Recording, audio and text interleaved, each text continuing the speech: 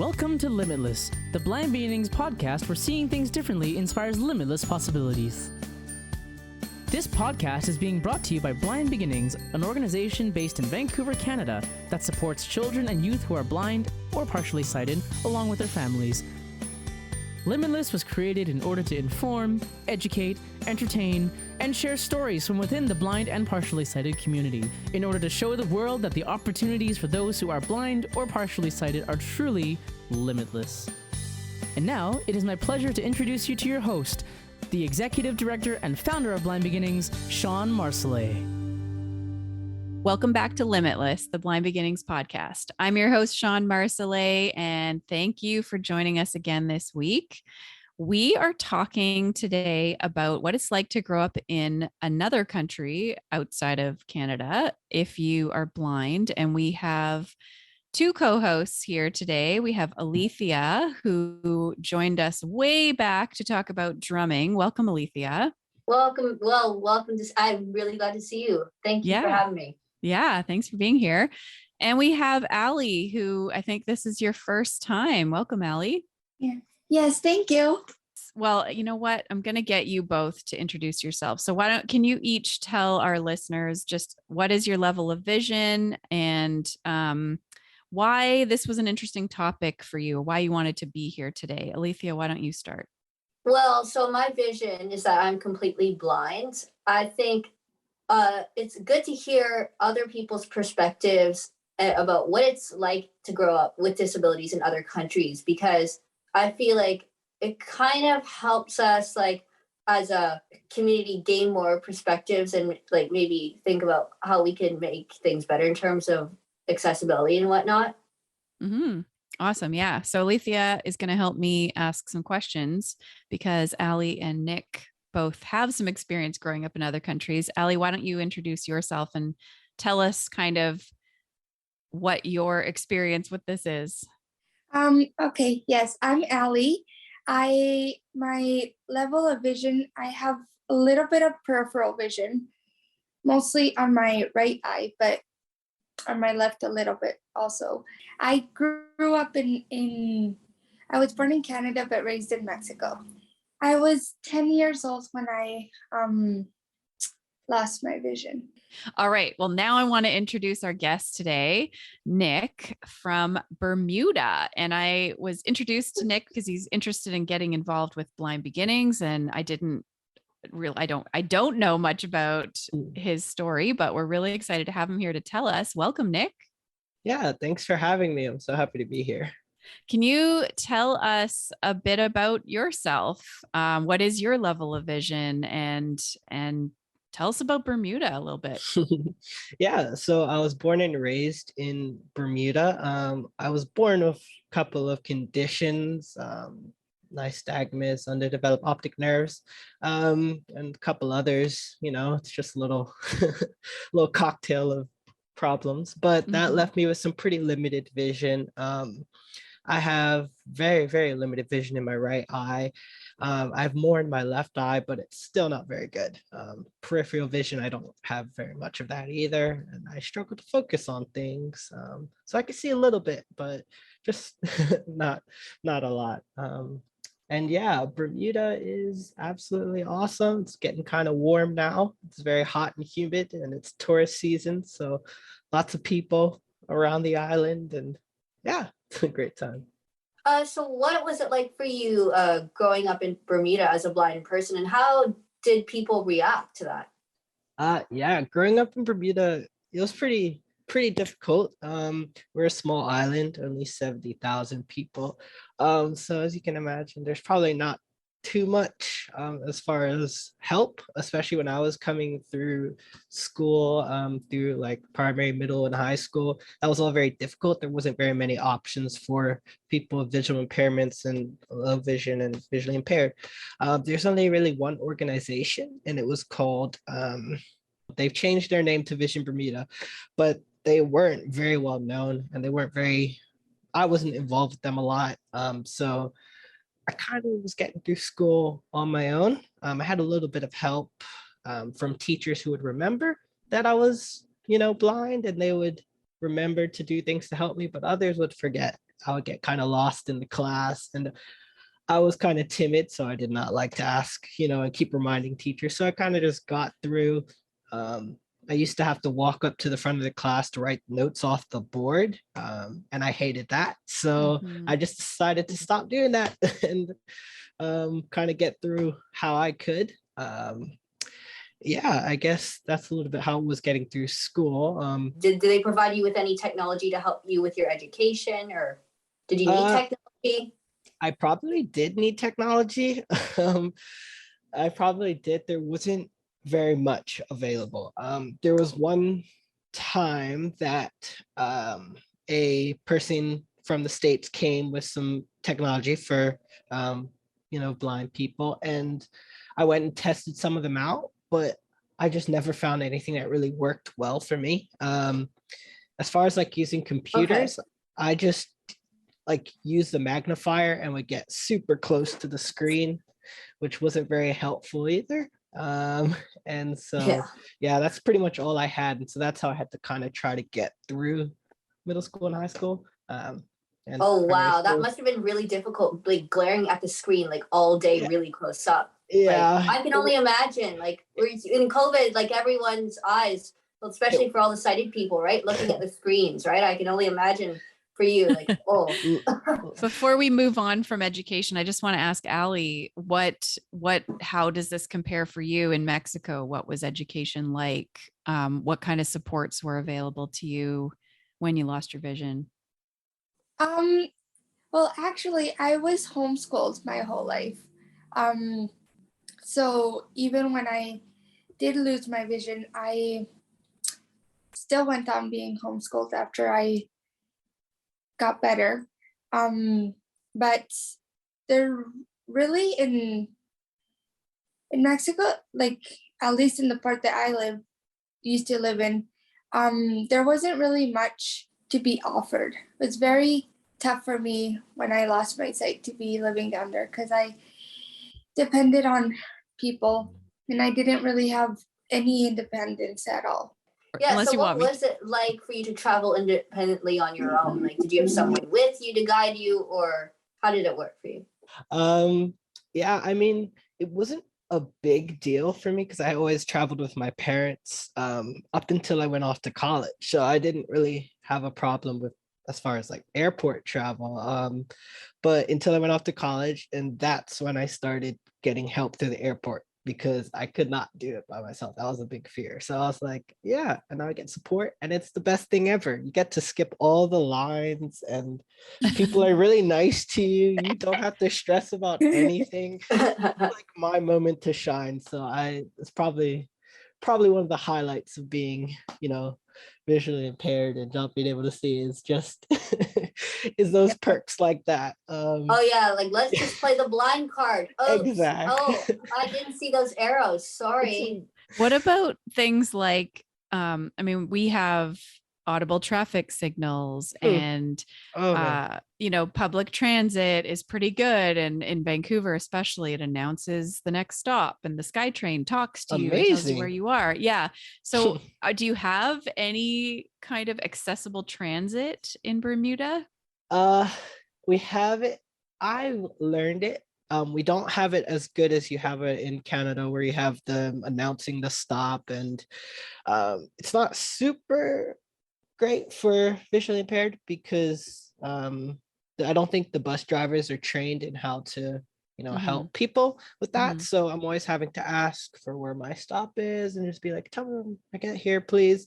Sometimes they can have a little bit of an attitude if they don't notice that you're visually impaired, so they just kind of get a little upset. But other than that, I kind of just, my island's small, so I could kind of get around places very easily for me without that help. Sure. Are there sidewalks where you live? That was the other thing. There are sidewalks. I've just recently gotten, or I'm getting trained in how to use like long cane and how to, I never knew that stop signs the lights have the little spinny bit on the bottom to tell you when to go. That changed my life completely because I hated crossing the street because I can never tell when it's time to go. The audible traffic signs are kind of iffy here. Sometimes I don't know if it's my one telling me to cross. So Mm, it's not great. It's not a very accessible place here in Bermuda for vision okay. impaired. They're trying, but it's not, Okay, so you have the not great. spinny, it's like a little cone that Yeah, spins. Yeah, they have those in the changed UK and you just put changed your my finger on it. life. Yeah, Yeah. yeah, those are cool. That's cool. Okay.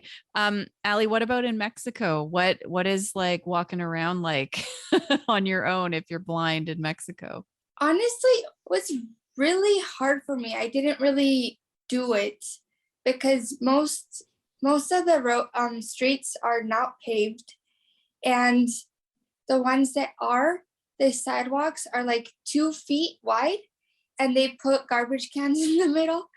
So it's, and that's like not very many streets that are paved. So I really couldn't go anywhere on my own, honestly, because it was not really safe, and cars Mm, park everywhere in the middle of the mhm, street everywhere. So right. it wasn't really accessible. What about learning to use a white cane? So Nick, you mentioned you're just Mhm. learning now. Yeah, Like, are this there last 6 professional, months. do you have mobility instructors in Bermuda? Yeah. And why did you never learn until now? It just wasn't something that was made available to me before. I don't know. It was just, yeah, it was just not something that was available Mm, until recently. And they, like I said, there was that one company or that one organization that did work with them, but they didn't have a lot of support. But now they've rebranded, they have a lot more support. And so they have brought a vision rehab therapist person mm, okay, into the island. Yeah. great. And that's why I decided to get trained, and it's awesome. I love it. Yeah, yeah.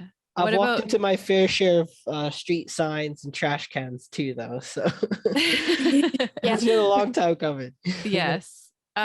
Aly, are there professionals in Mexico to train you how to use a white cane? Did you have a white cane when you were living there? I actually got trained up here in Vancouver.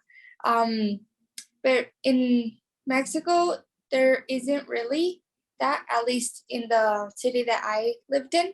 Mhm. Um, and I would I wouldn't really use my cane, actually. Now that I think about it, I wasn't as confident back when I was living there. So and yeah, it would just be terrible because since the roads weren't paved, there's dogs everywhere. So they would definitely chase my cane. Right. I would just always just decided I would with like family or friends.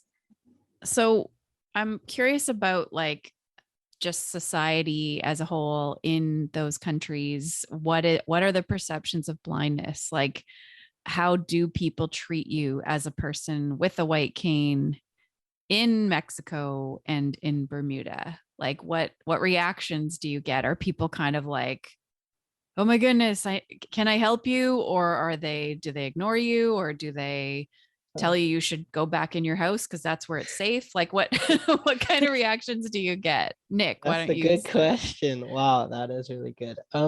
It's been pretty mixed. I mean, um, one of the things that blew my mind is how kind of helpful people are when you have a white kid. I didn't kind of expect that. Mm, Um, like I remember I was going across the street and my person who was training me, she was like, she wanted me to do it on my own without her. So she stood back like 100 feet. So, or I don't know how far back she was, but she was always back so that I could do it on my own. And so that people would, so I could do it.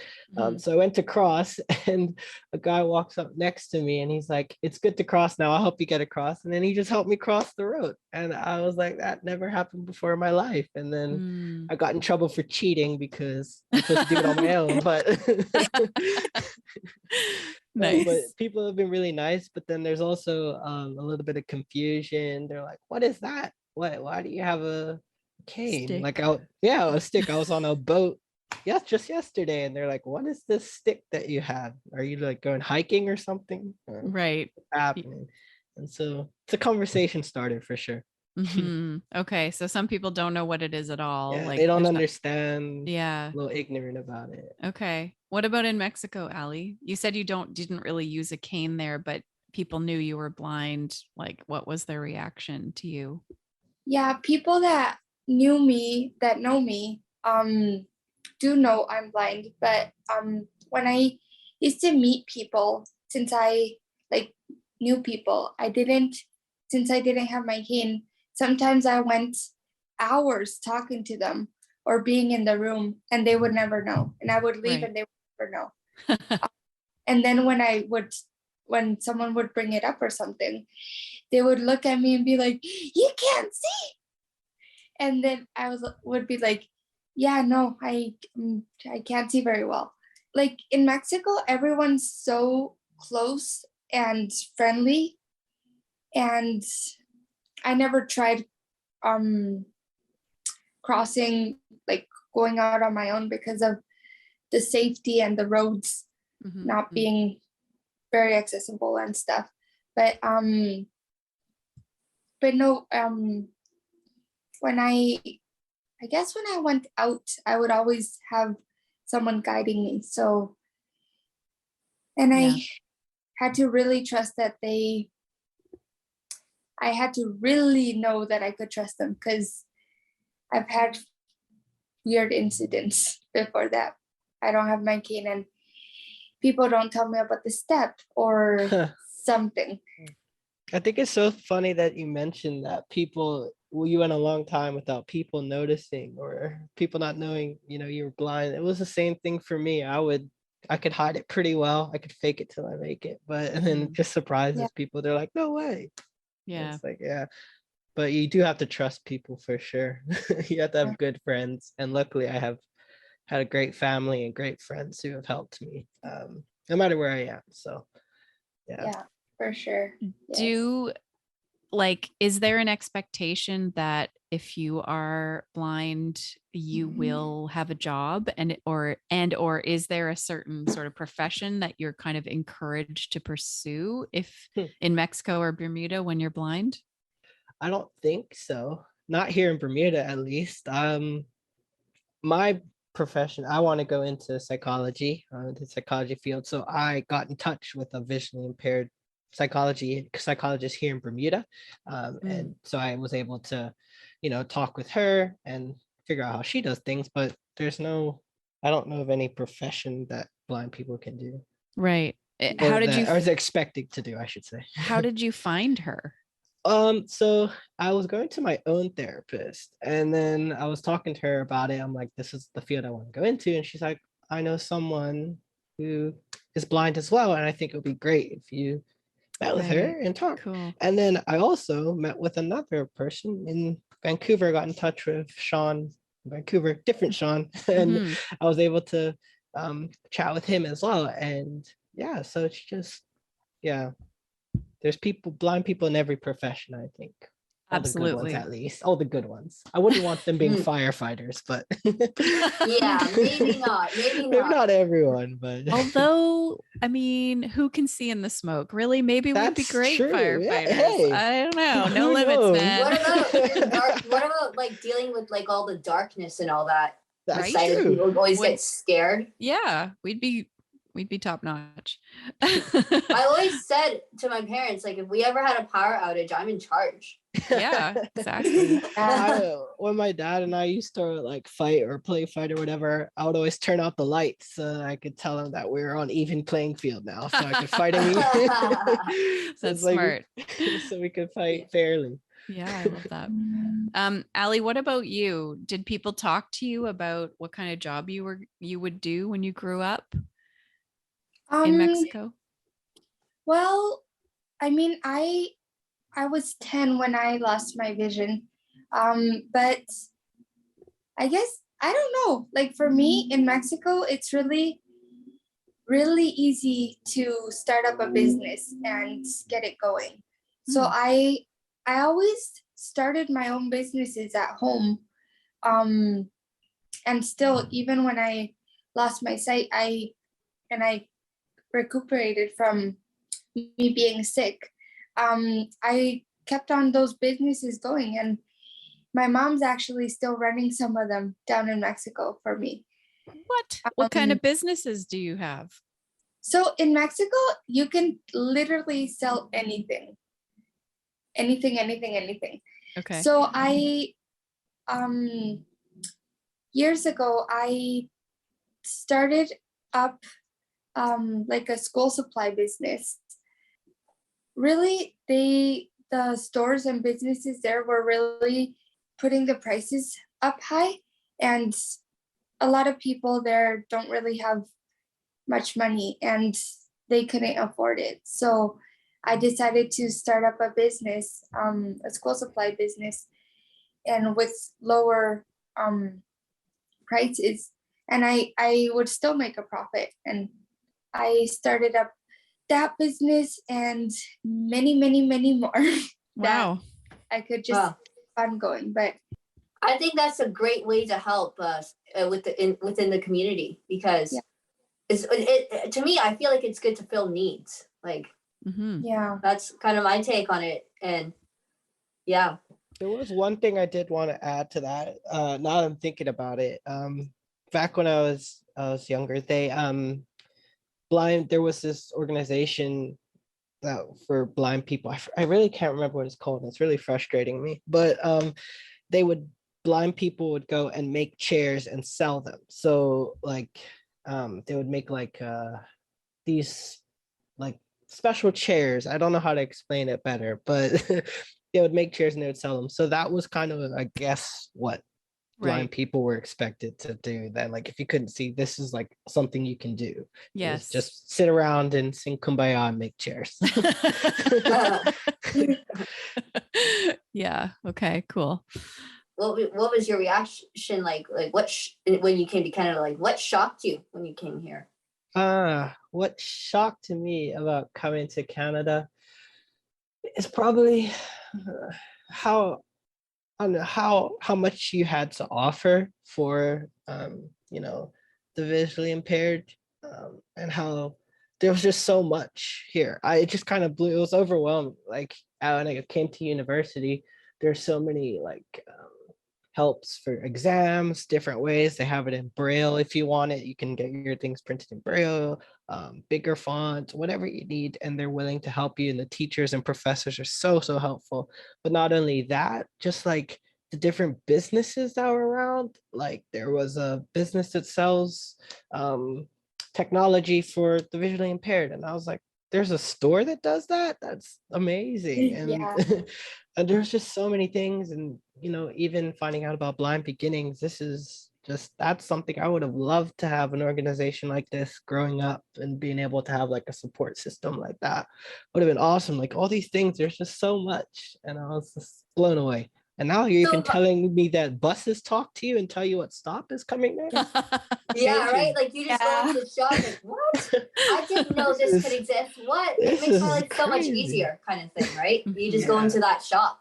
Yeah, you can way more easier to be independent. It seems like they're making it very easy for blind people to be independent, and that's, I think, amazing. And Aly, what about you with going back and forth from Mexico to Canada? Like you must have noticed the difference, or did you notice the difference here versus there in support and accessibility? Yes, definitely. I honestly, the first years that I was going back and forth, when I got here, I would just feel really free and independent, I guess, because here I didn't have to do sighted guide all the time. I could go out on my own. I could take a bus. That was pretty awesome for me when I first started learning how to take the bus and stuff here. I felt really free, and that I could just let go, I guess, not depend on someone to guide me all the time. So my question is for both of you is that if you were to go in Canada versus Bermuda and Mexico, do you think you'd have a different kind of resilience with dealing with your disability or less? Like you said, I feel like it's made me resilient. Like I don't know if I would have had all the comforts of speaking buses and I don't know, teachers all the time. I don't know. The answer I guess is I don't know, but I feel like living here and being able to figure out how to do things maybe in a different way, not as well, has made me, yeah, like you said, very resilient. It's made me kind of stubborn a little bit. Maybe I do things I shouldn't do, but I still do them. Once I rode a motorbike on the road, that wasn't very good of me to do that. But I mean, I hope the police don't listen to this podcast. But anyway, um, Probably no, not the I- Bermuda police, so you're probably yeah. okay. No, I mean, I feel like I've developed a different sort of hard-headedness, and yeah, I just work hard and don't let my eyesight become a hindrance. That was something that's kind of how I want to say it. It's like Mm. Mhm. my eyesight, I've kind of figured out how to work around it and be as good as other people despite it, and people not even notice it. Like I try to Yeah. be the best that I can, not the best blind person, but just the best person. Like if I'm at a job, I don't want to be the best blind employee. I want to be the best employee. Full Mhm. stop. So Yeah. I Yeah. feel Yeah. like that's what's helped me about living here in Bermuda and kind of not having that crutch. It's kind of helped me do that. Mhm. Yeah. What about you, Allie? Like if you could choose to have had grown up only in one country, which would it be and why? Honestly, I think yes, when I was living in Mexico, like going back and forth from Canada and Mexico, it was hard because there wasn't that support and that much help down there. But it's I as hard as it was and confusing and for not being able to have independence, it did make me stronger and it made me the person that I am now with knowing that life is different um, down in Mexico than in Canada. I think it made me really grow as a person, how people down there viewed blindness. And yes, it was hard and it still is if I go back now. But it's really helped me grow and understand how it is because I was fully sighted before, and so I can really sort of see where people are coming from. But now I always tell my friends down there that knew me when I had full sight, and that I'm the same person, but I do things slightly differently. Mm-hmm. I feel like how like there's a lot of myths around blindness and whatnot, and people are like saying, oh, this blind people like cannot do this or that. I think it's because a lot of people aren't aware of like they don't have the awareness of like the disability itself. Like how in Blind Beginnings that's where we try to make more people aware of what blind people can do, and even on this podcast. So Mm-hmm. I think one of the coolest things Blind Beginning does, or what I've heard about, you probably do a ton of cool things. One of the coolest things for me was hearing that you teach young people how to be able to explain their visual conditions in 30 seconds. That blows my brain. I was like, that's always been something I've struggled with. Trying to explain how I see to someone who doesn't understand it is the hardest thing, and probably the hardest part about this whole thing is that I just don't know. This is how I was born this way, so this is the only way I've seen. So trying to explain it to other people is so difficult. And I think that Blind Beginnings is like, teaching people how to do that. And like you said, educating is amazing. I think that's awesome.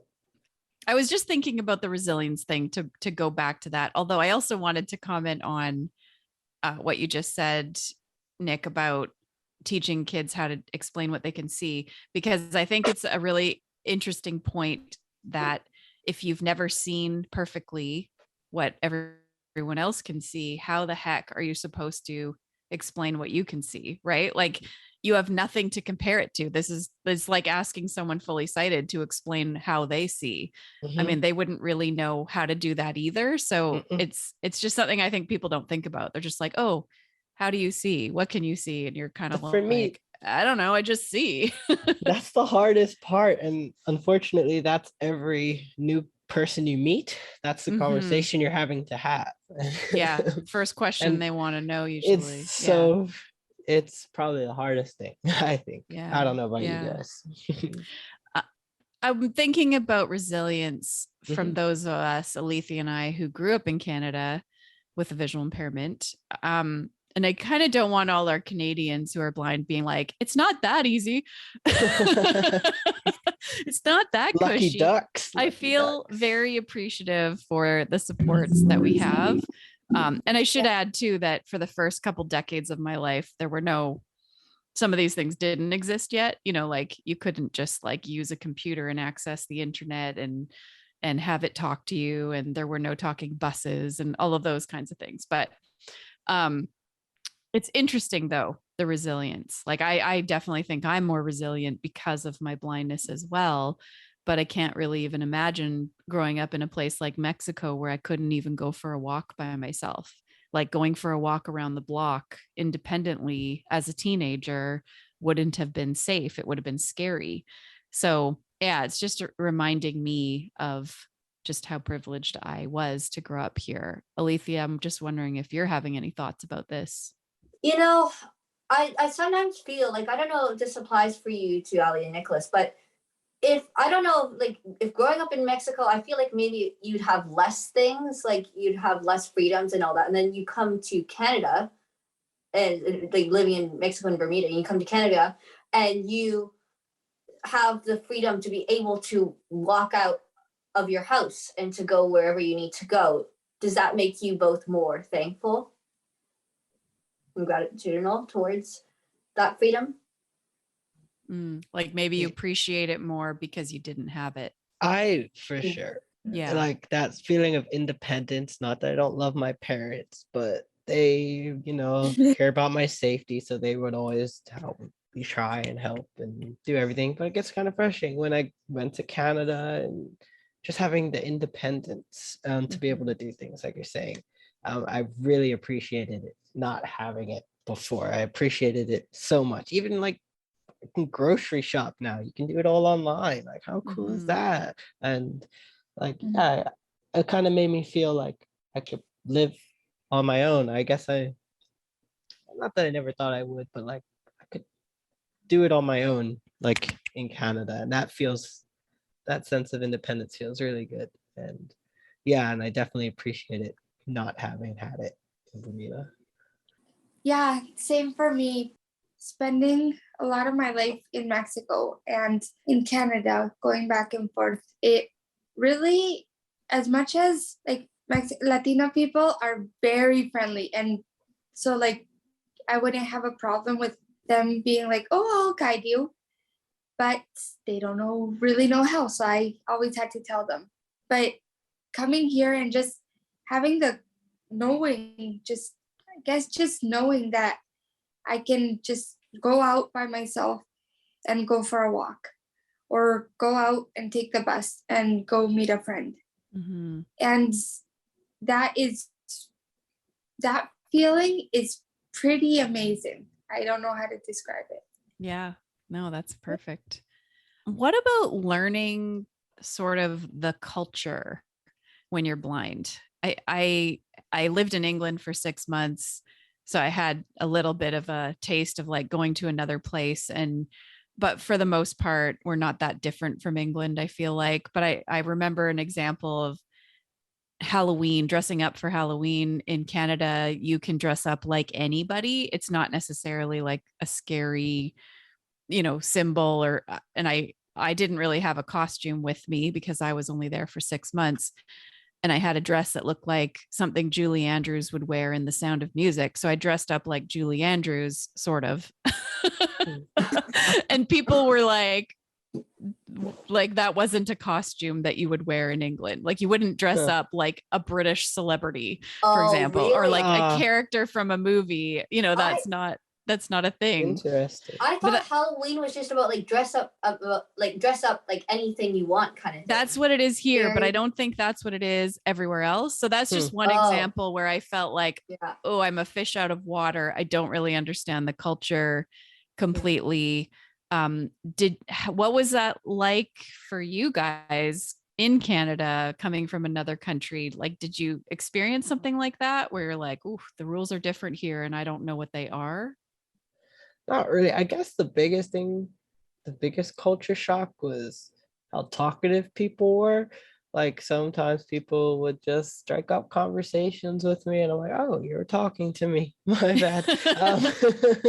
And it just didn't. Yeah, how conversational and chatty everybody seems to be in Canada. Maybe that's just me. Maybe that's just where I am. But no, that one got Mm. me. I can't think of anything else. I mean, driving That on the right side of the road is weird to me. You should be right. driving on the left. Ac- Crazy. Yes, actually, I have a funny story about that too. My friend Monty, who's been on the podcast, when he was living in the UK, he had to get used to, you know, when you board a bus in Canada, you turn left to go down the aisle to find a seat.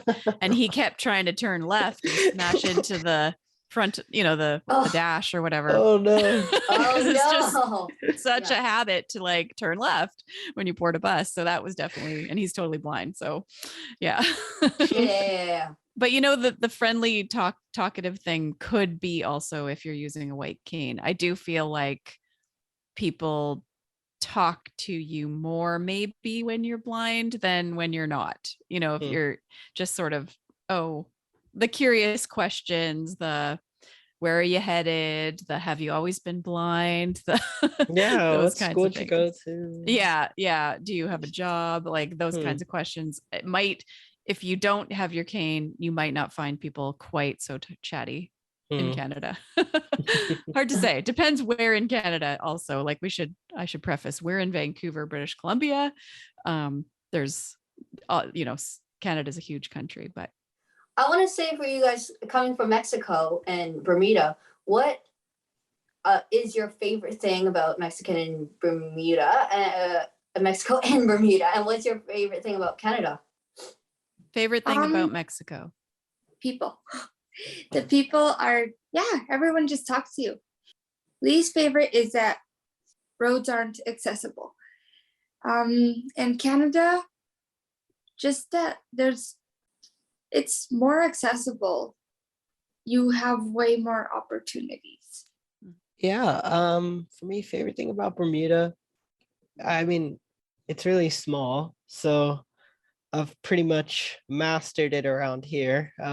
So I can get around very well, and I guess that's probably like my favorite bit.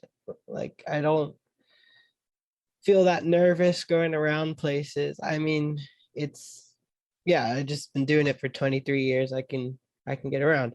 And I know it, and it's small, and if I get lost, chances are somebody would know me, right? And or I so so anyway, I feel comfortable. That was probably the scariest thing about going to Canada. It was, I feel like the stakes are a lot bigger, a lot greater. Like if you get on the wrong bus in Canada, you might end up in the Another caribou. province. Yeah, you might end up in the Yeah. caribou or something like It that. feels like it. Yeah. So that Well, was, I'm originally from Vancouver, but I moved to Victoria 3 years ago. And one thing, as a family, we've definitely noticed is that the world here it's not small, but it is small enough that, like, say you're talking to one of your friends, they might know one of your other friends, etc. So, but it's still bigger than Bermuda. it is still I bigger, mean, but I feel like because I haven't started traveling yet on my own, I feel like when I start to travel on my own, I feel like I might have a slightly higher chance of finding someone I know than in Vancouver to that knows me really well and to be able to help me. Yeah. Slightly, but not by much. Yeah. I think Victoria feels smaller. The Vancouver Island is, Mhm. but I mean, I think Vancouver Island is like the size of the UK or something. Like it's still big. Really? Well, yeah.